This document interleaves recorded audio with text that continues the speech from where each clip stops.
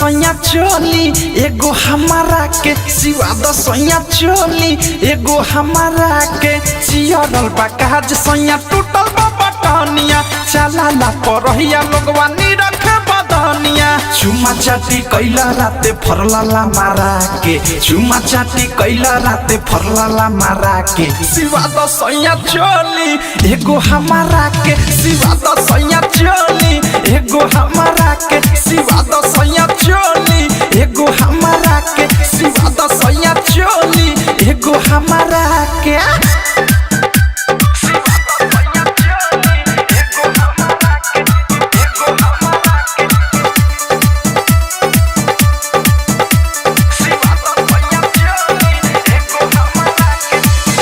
लावा कपड़ा तू किन एगो राजा रंगीन आज जाके दरजिया के दे दी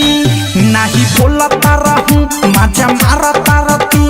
ना देव तो बोला हो के दी नासा में नासा तारा रोजे कमरा के नासा में नासा तारा रोजे कमरा के सिवा द सैया चोली एगो हमारा के सिवा द सैया चोली एगो हमारा के सिवा द सैया चोली एगो हमारा के सिवा द सैया चोली एगो हमारा के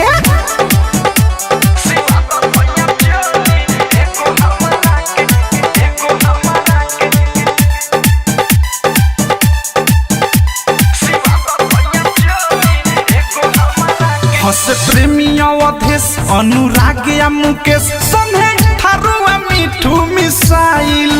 नाही कर तारा खुश तू त बारा मखी चूस चोली आज ले एको नसियाइल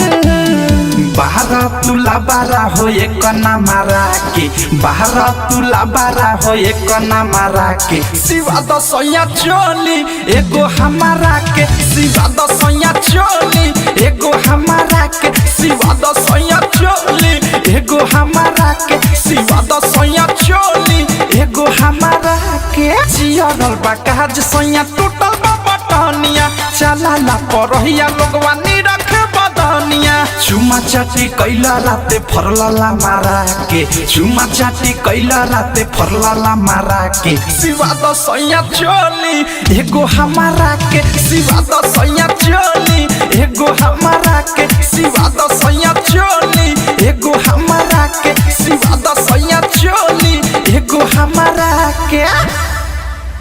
आरसीएम म्यूजिक न्यू ऐप अभी डाउनलोड कीजिए हमारे गूगल प्ले स्टोर से और पाए भोजपुरी लोकगीतों का एक से बढ़कर एक ऑडियो वीडियो सॉन्ग बिल्कुल मुफ्त।